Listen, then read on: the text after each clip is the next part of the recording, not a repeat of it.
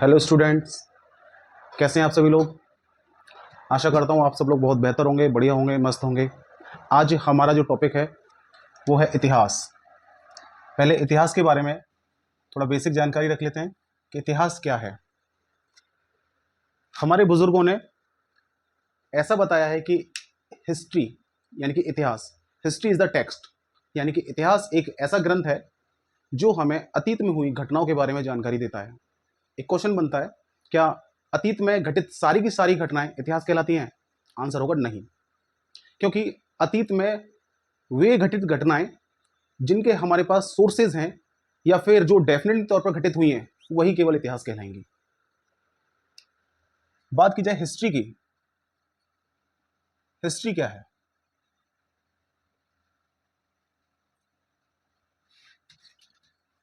बात की जाए हिस्ट्री की, हिस्ट्री क्या है? ये एक ग्रीक वर्ड है, ये एक ग्रीक वर्ड है, या मैं कहूं कि एक यूनानी शब्द है।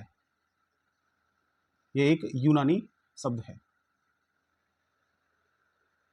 और यूनानी भाषा में इसी को हिस्टोरिया कहा जाता है। यूनानी भाषा में इसी को हिस्टोरिया कहा जाता है। हिस्टोरिया का मतलब ही होता है यूनानी भाषा में कि छानबीन करके या खोजबीन करके अतीत में घटित घटनाओं का पता लगाना। एक यूनानी व्यक्ति थे जिनका नाम था हेरोडोटस।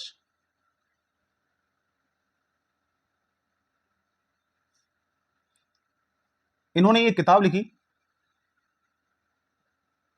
जिस किताब का नाम था हिस्टोरिका, और इसी किताब के माध्यम से इन्होंने बताया कि इतिहास में या फिर हिस्ट्री में कौन कौन सी घटनाएं डेफिनेटली तौर पर घटित हुई हैं। तो बस जब इतिहास के बारे में हेरोडोटस ने ही सब कुछ बताया है तो बस इन्हीं को कहा जाता है father of history. Father of history. ये तो होगी हिस्ट्री और इतिहास के बारे में जानकारी। आगे बात करते हैं। वाला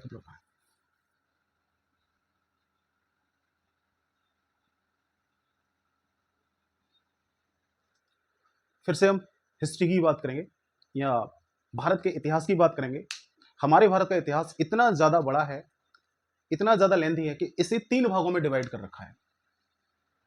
पहला आपका आता है प्राचीन भारत का इतिहास, दूसरा आपका मध्यकालीन भारत,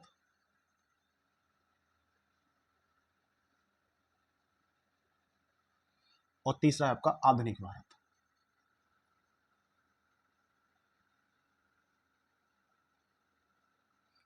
प्राचीन भारत का इतिहास, मध्यकालीन भारत का इतिहास और आधुनिक भारत का इतिहास।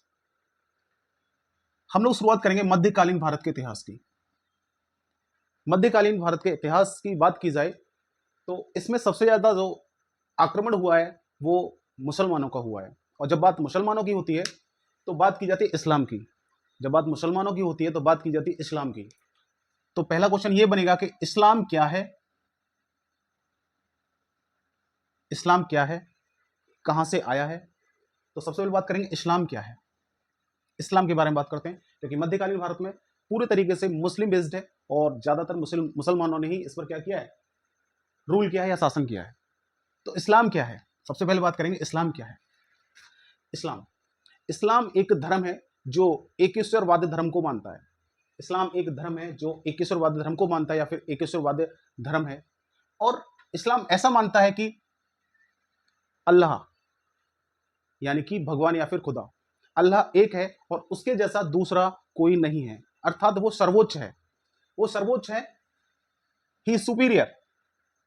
अगर आप उसे इमेज करने की भी कोशिश करेंगे तो इमेज नहीं कर पाएंगे, क्योंकि वो हमारी इमेजिनेशन के भी परे है।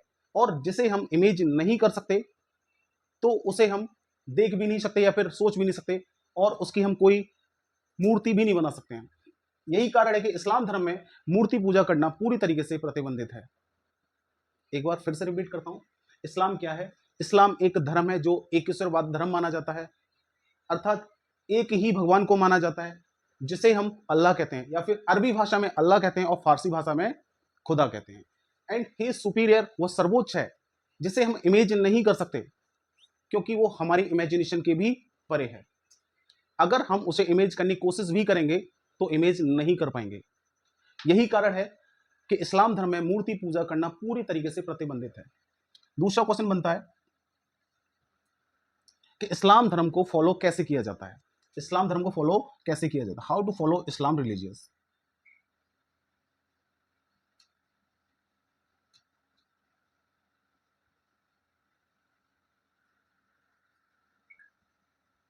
How to follow Islam religious या इस्लाम धर्म। इस्लाम धर्म को फॉलो करने के 5 स्तंभ होते हैं। इस्लाम धर्म को फॉलो करने के 5 स्तंभ होते हैं या फिर 5 पिलर्स होते हैं। पहला पहला आपका होगा तौहीद, या मैं बोल सकता हूं कलमा। तौहीद या फिर कलमा। दूसरा आपका होता है 5 बार नमाज करना। तीसरा है आपका जकात। चौथा है आपका रमजान। और 5वां है आपका हज। तौहीद या फिर कलमा की बात की जाए कि तौहीद या फिर कलमा क्या होता है। अल्लाह पर भरोसा करना या फिर अल्लाह पर एतबार करना ही तौहीद या फिर कलमा कहलाता है। कलमा इस्लाम धर्म के कुछ पवित्र शब्द होते हैं। ला इलाहा इल्लल्लाह, मतलब अल्लाह एक है, उसके जैसा दूसरा कोई नहीं है। ला इलाहा इल्लल्लाह। मोहम्मदुर रसूल अल्लाह, इसका मतलब ये हुआ कि जो मोहम्मद साहब हैं, यानी पैगंबर मोहम्मद या फिर प्रॉफिट मोहम्मद जो हैं, वो अल्लाह के रसूल हैं या फिर मैसेंजर हैं। इस बात पर हमें क्या करना होगा, फेथ करना होगा, भरोसा करना होगा, विश्वास करना होगा। जिन लोग, या फिर मैं कह सकता हूं जो लोग कलमा पर भरोसा करते हैं, वो एक सच्चे मुसलमान होते हैं। यही है हमारा कलमा। दूसरा आपका आता है 5 बार नमाज करना। एक सच्चा मुसलमान दिन में कम से कम 5 बार नमाज करेगा। ये 5 बार की नमाज उसके ऊपर एक कर्ज है एक तरीके से, उसे 5 बार नमाज करनी ही होगी। और नमाज कब की जाएगी, जब मस्जिद से अजान लगाई जाएगी। अजान मस्जिद से होने वाली एक कॉल है, या फिर अरबी भाषा में एक कॉल है, जो दिन में 5 बार होती है। और हम सब जानते हैं जुमे की नमाज या फिर फ्राइडे की नमाज हमेशा कहां होती है, मस्जिद में होती है। जकात, एक सच्चा मुसलमान अपनी इनकम का लगभग 140 भाग दान करेगा। जकात मतलब डोनेशन, एक ऐसा डोनेशन जो कि आप, अगर आपके राइट हैंड ने भी अगर डोनेट किया है तो लेफ्ट हैंड को भी ना पता पड़ेगा आपने डोनेट किया है। ठीक है ना, एक सीक्रेट डोनेशन ही जकात कहलाता है, जो एक सच्चे मुसलमान को डोनेट करना चाहिए अगर वो इस लायक है तो। चौथा स्तंभ है आपका रमजान। रमजान क्या होता है, रमजान मतलब फास्ट रखना या फिर व्रत, या इस्लामिक भाषा में बोला जाए रोजा। एक सच्चा मुसलमान रोजा जरूर रखेगा। और हम सब जानते हैं रमजान के बाद ही ईद मनाई जाती है। 5वां पिलर है आपका हज। एक सच्चा मुसलमान अपनी लाइफ में कम से कम एक बार हज की यात्रा जरूर करेगा। हज की यात्रा, या मैं कहूं इस्लाम धर्म के सबसे बड़े जो पिलग्रिम्स हैं, तीर्थ स्थल हैं, वो कौन से हैं, मक्का मदीना। यानी मक्का मदीना की क्या करेगा, हज करेगा या फिर यात्रा करेगा। जो मुसलमान इन 5 स्तंभों को फॉलो करेगा वो कहलाएगा एक सच्चा मुसलमान। और जो इन 5 स्तंभों को या फिर 5 पिलर को फॉलो नहीं करेगा वो कहलाएगा क्या, गैर मुसलमान या फिर काफिर। क्या कहलाएगा, गैर मुसलमान या फिर काफिर। ये तो बात हो गई इस्लाम क्या है, इस्लाम को फॉलो कैसे किया जाता है। अब बात करेंगे इस्लाम धर्म का उदय कैसे हुआ।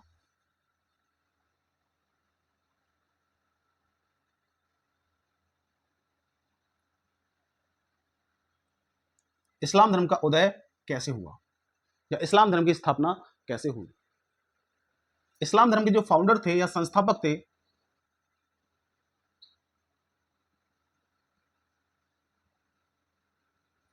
वो थे हमारे पैगंबर मोहम्मद या फिर हजरत मोहम्मद।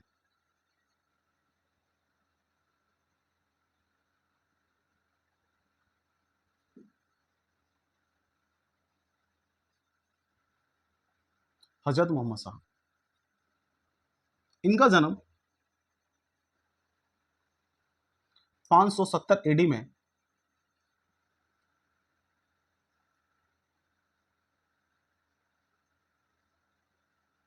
सऊदी अरब के मक्का शहर में हुआ था। इस्लाम धर्म के उदय की बात की जाए तो इस्लाम धर्म के जो संस्थापक थे वो हजरत मोहम्मद साहब थे, और इनके जन्म की बात की जाए तो 570 एडी में सऊदी अरब के मक्का शहर में हुआ था। हजरत मोहम्मद साहब को या फिर पैगंबर मोहम्मद को 610 एडी में, एनो डोमिनी 610 एडी में एनलाइटमेंट या फिर महाज्ञान की प्राप्ति हुई थी।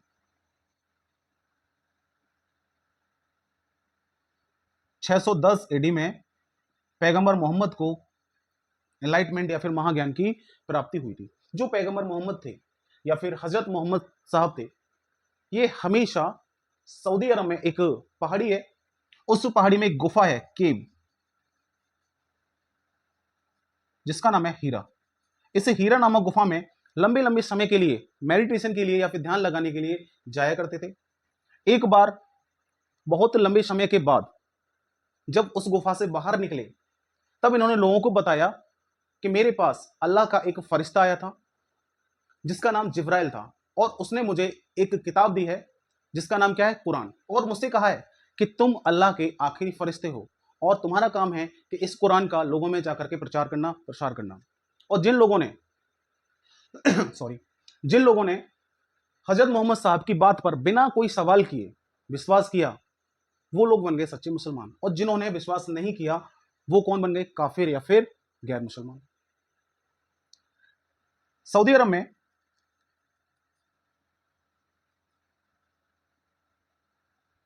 में हजरत मोहम्मद साहब ने कुरान का प्रचार प्रसार करना शुरू किया या फिर इस्लाम धर्म का प्रचार प्रसार शुरू किया।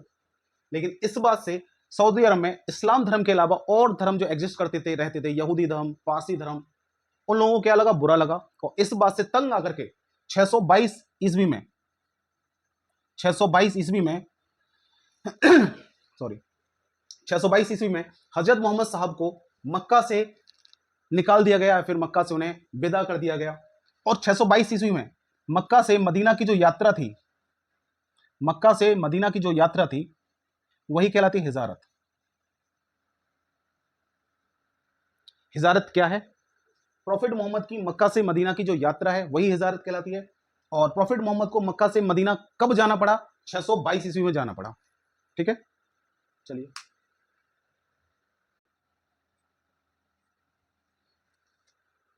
प्रॉफिट मोहम्मद की मक्का से मदीना की जो यात्रा थी वही क्या कहलाती है? हमारी हिजारत।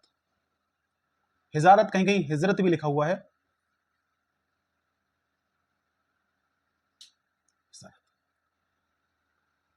622 ईस्वी में ही इस्लामिक कैलेंडर की शुरुआत हुई थी।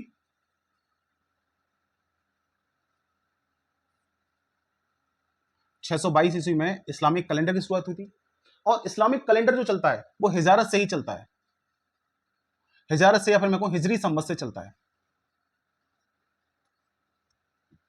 इस्लामिक कैलेंडर हिजरी संवत से चलता है। और यही बात की जाए हिंदू कैलेंडर की, वो हमारा विक्रम संवत से चलता है।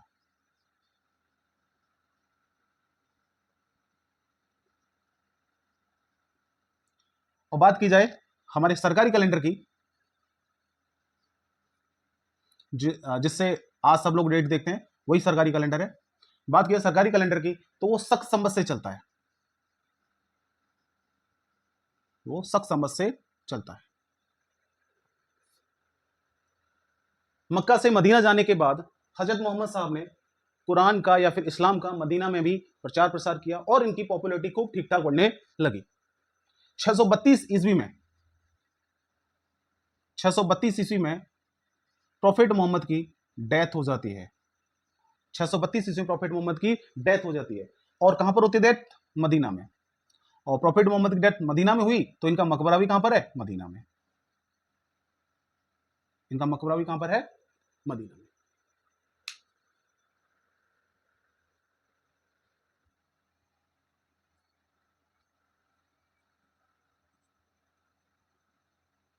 छह सौ बत्तीस एडी में प्रॉफिट मोहम्मद की डेथ हो जाती है, और डेथ इनकी कहां होती है? मदीना में होती है। इनके मरने के बाद सबसे बड़ा सवाल ये उठता है कि इस्लाम धर्म के, यानी इस्लाम धर्म के जो गुरु हुआ करते थे या फिर जो रक्षक हुआ करते थे, धर्म गुरु हुआ करते थे, उन्हें खलीफा कहा जाता था। यानी कि इस्लाम धर्म के जो गुरु थे,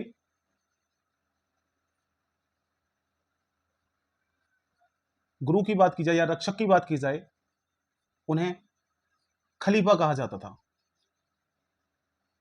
उन्हें खलीफा कहा जाता था।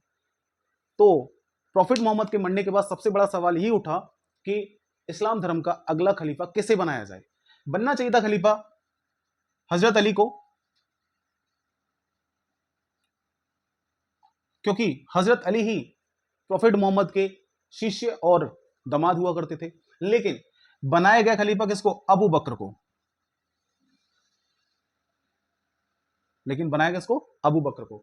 और अबू बकर प्रॉफिट मोहम्मद के ससुर हुआ करते थे।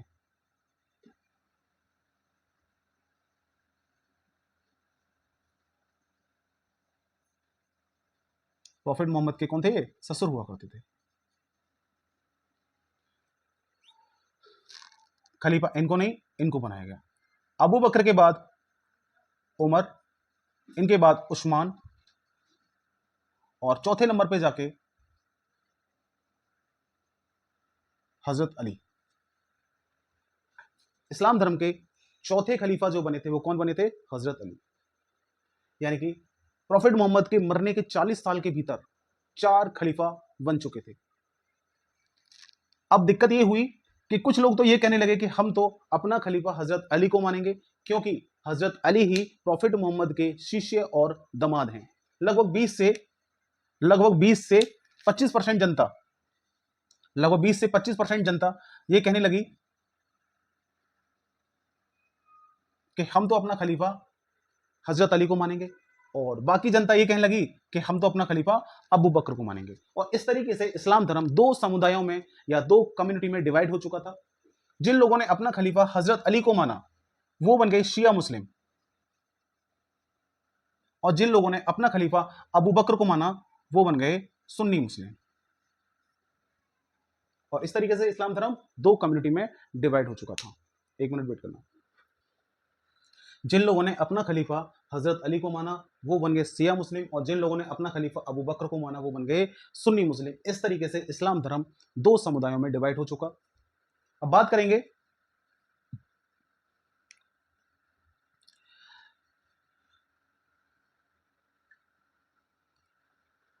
हजरत अली के बाद। हजरत अली के बाद इस्लाम धर्म के जो सबसे बड़े दावेदार थे खलीफा बनने के, वो इन्हीं के बेटे थे, इन्हीं के बेटे थे, जिनका नाम था हुसैन अली, जिनका नाम था हुसैन अली। यानी कि हजरत अली के बाद जो अगले खलीफा बनने वाले थे वो हुसैन अली थे। लेकिन टर्निंग पॉइंट यहां आता है कि बगदाद जो इराक की राजधानी है, बगदाद जो इराक की राजधानी है, यहां के जो रूलर थे,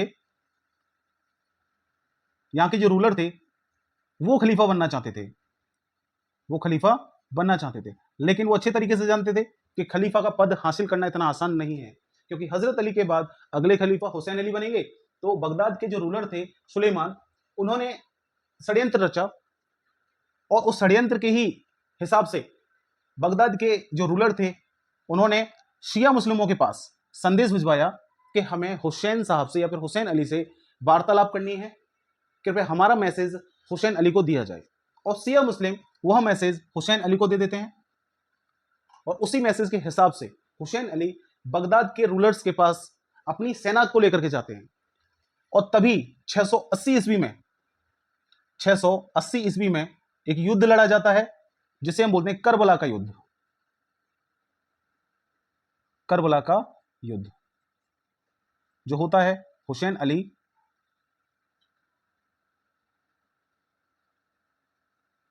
और बगदाद के रूलर के बीच।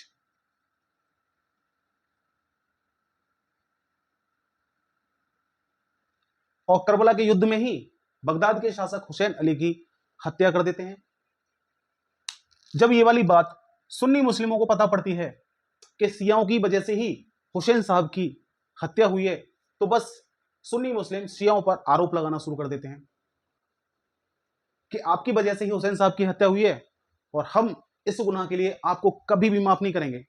और इसी वजह से आज तक शिया और सुन्नी मुस्लिमों में कट्टर दुश्मनी रहती है। तभी शिया मुस्लिमों ने जवाबदेही कहा कि ऐसा नहीं है कि हुसैन साहब की मृत्यु का हमें दुख नहीं है, हमें भी उतना ही दुख है जितना आपको है। इसलिए उनके दुख में ही, उनकी याद में ही हम हर साल मुहर्रम मनाते हैं। हम हर साल मुहर्रम मनाते हैं। मुहर्रम एक शोक दिवस है। मुहर्रम एक शोक दिवस है और इस मुहर्रम को सिर्फ और सिर्फ शिया मुस्लिम ही मनाते हैं। यहां तक बात क्लियर है। एक लंबे समय के बाद, एक लंबे समय के बाद इस्लाम धर्म की तीसरी कम्युनिटी ने जन्म लिया, जो ये कहती थी कि ना तो हम शियाओं को मानते हैं और ना ही सुन्नी को मानते हैं, अर्थात ना हम हजरत अली को मानते हैं और ना ही हम अबू बकर को मानते हैं। हम तो सिर्फ अल्लाह की इबादत करते हैं, हम तो सिर्फ अल्लाह को ही अपना महबूब समझते हैं और हमारा अल्लाह की इबादत करने का जो तरीका है वो है सूफी म्यूजिक। जो तीसरी कम्युनिटी थी, मैंने बोला पहली कम्युनिटी सिया और दूसरी सुन्नी और तीसरी कम्युनिटी जो थी उसे बोलते हैं सूफी। इन्हीं सूफियों ने ये कहा कि ना हम शियाओं को मानते हैं ना सुन्नी को, अर्थात ना हम हजरत अली को मानते हैं ना अबू बकर को। हम तो सिर्फ अल्लाह की इबादत करते हैं और अल्लाह को ही अपना महबूब समझते हैं। और इनका इबादत करने का जो तरीका है, इनका इबादत करने का जो तरीका है वो है सूफी म्यूजिक या सूफी संगीत। वो क्या है? सूफी म्यूजिक या फिर सूफी संगीत। आप लोगों ने देखा होगा कि दरगाह, पीर, मजारों पर कव्वाली करते हुए जिन मुसलमानों को देखा है वही हमारे सूफी कम्युनिटी के मुस्लिम होते हैं। तो इस तरीके से अरब से 3 कम्युनिटी ने जन्म लिया, या फिर मैं कह सकता हूं अरब से इस्लाम की 3 कम्युनिटी ने जन्म लिया, एक शिया, एक सुन्नी और तीसरी सूफी। अब जो खलीफा का पद था वो बगदाद के रूलरों के पास जा चुका था। अरब से इस्लाम की 3 कम्युनिटी ने जन्म लिया, शिया, सुन्नी और सूफी। और अरब के जो रूलर थे या फिर मैं कहूं जो बगदाद के खलीफा थे, उन्होंने क्या कर रखा था, जगह जगह पर अपने गवर्नर को बिठा रखा था और आदेश दिया कि जाओ पूरी दुनिया में इस्लाम धर्म का प्रचार करो। और इसके बाद बात करेंगे कि भारत में जो पहला मुस्लिम था वो कैसे आया, क्यों आया, उसका रीजन क्या था। तो पहला मुस्लिम जो भारत में आया था वो 712 ईस्वी में आया था। 712 ईस्वी में आया था, जिसका नाम था मोहम्मद बिन कासिम। जिसका नाम क्या था? मोहम्मद बिन कासिम।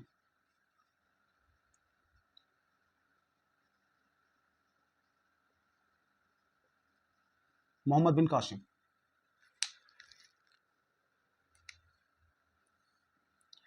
भारत में आने का इसका रीजन क्या था, क्यों आया भारत में? थोड़ा कंसेप्ट को समझते हैं।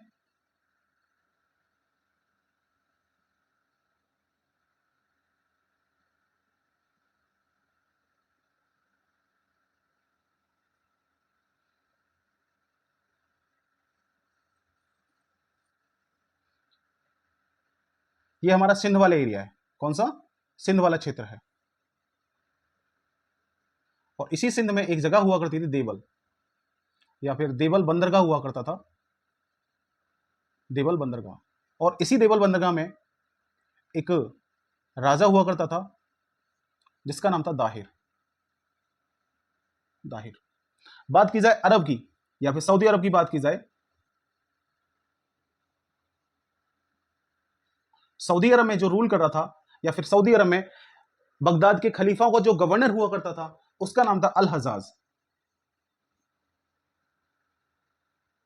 अल हजाज। इसी का एक 16 वर्षीय सेनापति था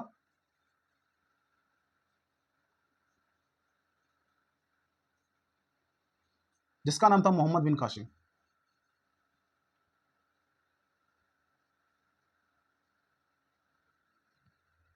समझते हैं ये क्यों बनाया सब। अल हजाज के पानी के जहाज, अल हजाज के पानी के जहाज सिंधु नदी से होते हुए जाते थे, अर्थात कह सकते हैं अल हजाज के पानी के जहाज जो हैं सिंधु नदी से होते जाते थे और वो अपना व्यापार किया करते थे। लेकिन देवल के जो राजा थे दाहिर, देवल के जो राजा थे दाहिर, उनकी नजर पड़ी अल हजाज के पानी के जहाजों पर और उन पानी के जहाजों को दाहिर ने लूट लिया। और जब अल हजाज ने दाहिर से इस बात की कंप्लेंट की कि आपने हमारे पानी के जहाजों को लूट लिया है, कृपया उन जहाजों को वापस किया जाए, लेकिन दाहिर ने साफ इनकार कर दिया कि मैंने किसी पानी के जहाज को नहीं लूटा है। जब ये वाली बात बगदाद के रूलर के पास पहुंचती है, जो बगदाद के शासक थे उनके पास जब ये वाली बात पहुंचती है कि अल हजाज के पानी के जहाजों को दाहिर नामक राजा ने लूट लिया है, तो बगदाद के शासक भी दाहिर के पास मैसेज भेजते हैं और कहते हैं कि आपकी वजह से हमको बहुत ही ज्यादा आर्थिक नुकसान पहुंचा है, तो कोशिश कीजिए कि उनके पानी के जहाजों को वापस किया जाए और जो नुकसान हुआ है उसकी भरपाई की जाए। लेकिन दाहिर साफ मना कर देता है कि मैंने किसी पानी के जहाज को नहीं लूटा है और कृपया करके दोबारा मुझसे इस तरह की बेहुदा बात ना की जाए। इसी बात से गुस्सा हो जाते हैं बगदाद के रूलर और आदेश देते हैं अल हजाज को कि भारत पर आक्रमण करने की तैयारी की जाए। और अल हजाज अपने 16 वर्षीय सेनापति मोहम्मद बिन कासिम को आदेश देता है और मोहम्मद बिन कासिम 712 ईस्वी में सिंध पर आक्रमण कर देता है। और तब 712 ईस्वी में एक युद्ध लड़ा जाता है, इसे बोलते हैं राबोर का युद्ध, बैटल ऑफ राबोर या राबोर का युद्ध। और यही राबोर का युद्ध मोहम्मद बिन कासिम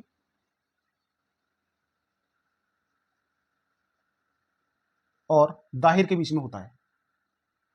मोहम्मद बिन कासिम राबोर के युद्ध में दाहिर को पराजित करके उसकी हत्या कर देता है। और इसकी जो दो बेटियां थी,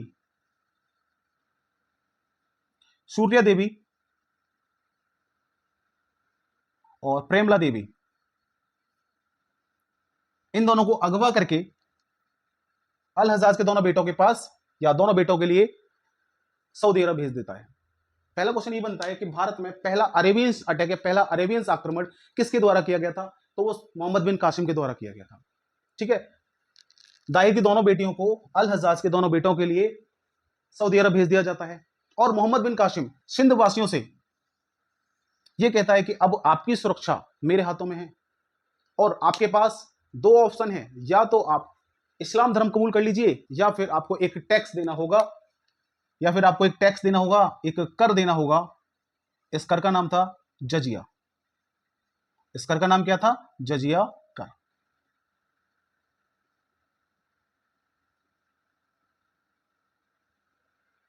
जिन लोगों ने इस्लाम धर्म कबूल कर लिया उनको ये टैक्स नहीं देना था और जिन लोगों ने इस्लाम धर्म कबूल नहीं किया उनको ये टैक्स देना था। अच्छा, जिन लोगों को टैक्स नहीं देना था उनमें भी कुछ लोग ऐसे थे जो हिंदू लोग थे लेकिन टैक्स नहीं देते थे। वो कौन कौन थे? विडो, यानी कि जो विधवा हुआ करती थी, वो एक हैंडीकैप्ड विकलांग,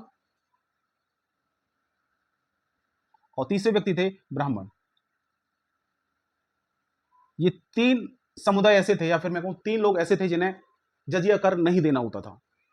ब्राह्मण थे, इन्हें क्यों नहीं देना होता था? क्योंकि जो दाहिर था इसके सारे के सारे प्रशासक ब्राह्मण हुआ करते थे और दाहिर के मरने के बाद मोहम्मद बिन कासिम ने दाहिर का पूरा प्रशासन ले लिया और उस प्रशासन को चलाने के लिए उन्हीं ब्राह्मणों की जरूरत पड़ी। इसी वजह से मोहम्मद बिन कासिम ने ब्राह्मणों से जजिया कर नहीं वसूला, सिर्फ और सिर्फ उन लोगों से वसूला जिन लोगों ने इस्लाम धर्म कबूल नहीं किया, विधवा और विकलांग को छोड़ दिया जाए तो।